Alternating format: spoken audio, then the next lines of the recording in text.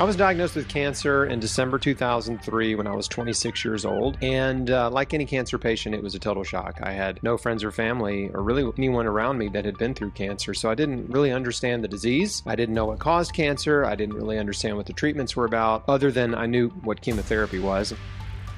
In 2019, I got gravely ill. I had been hospitalized multiple times and continually getting progressively worse until finally I was coughing up sinks full of blood. For the last 2 years, my life was literally stolen from me. I've experienced illnesses like other people, but nothing where I felt like my entire body wasn't my own. I couldn't get out of bed. I felt sick. I wanted to die. When doctors told me that I wouldn't be able to heal myself, I started looking outside of the box for answers.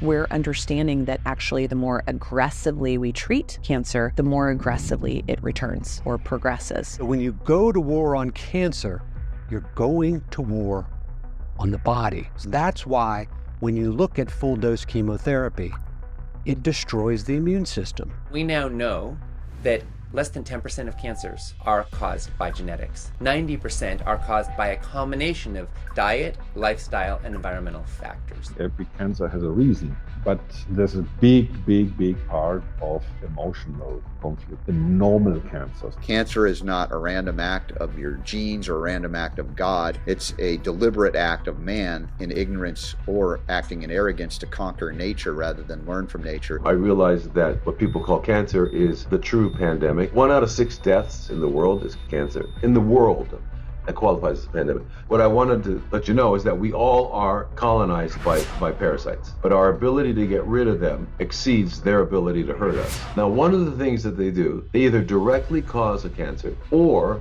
dysfunction. There are about 10 million CDS users, chlorine dioxide, in this way worldwide. Wow, and the results, you did mention before the results with cancer, you said 60 to 70%. Approximately. Depend in which stage, because usually people come here with the end stage, and this is very difficult because if the cancer gets too big, the metabolites are too much to get compensated by the chlorine dioxide.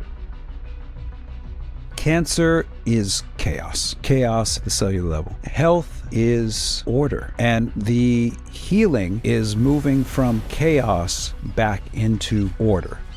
We have to recognize the immune system, recognize the gut, we have to recognize nutrition and how all of these work together. You cannot have an unhealthy intestinal environment and get over cancer. It's never going to happen. One way, health is obtained by healthy living, period. You can't buy it, you can't demand it, you can't coerce it, you have to earn it. So there's no other way. And it's that simple. My name is Naisha Winters. I'm a naturopathic oncologist, and I'm also a cancer thriver. 32 plus years ago, I was diagnosed with terminal ovarian cancer. At the age of 19, I was so sick that I couldn't even take standard of care. So a lot of people say, what did you do to get past a stage 4 terminal cancer diagnosis? I was unable to eat anything for 2.5 months.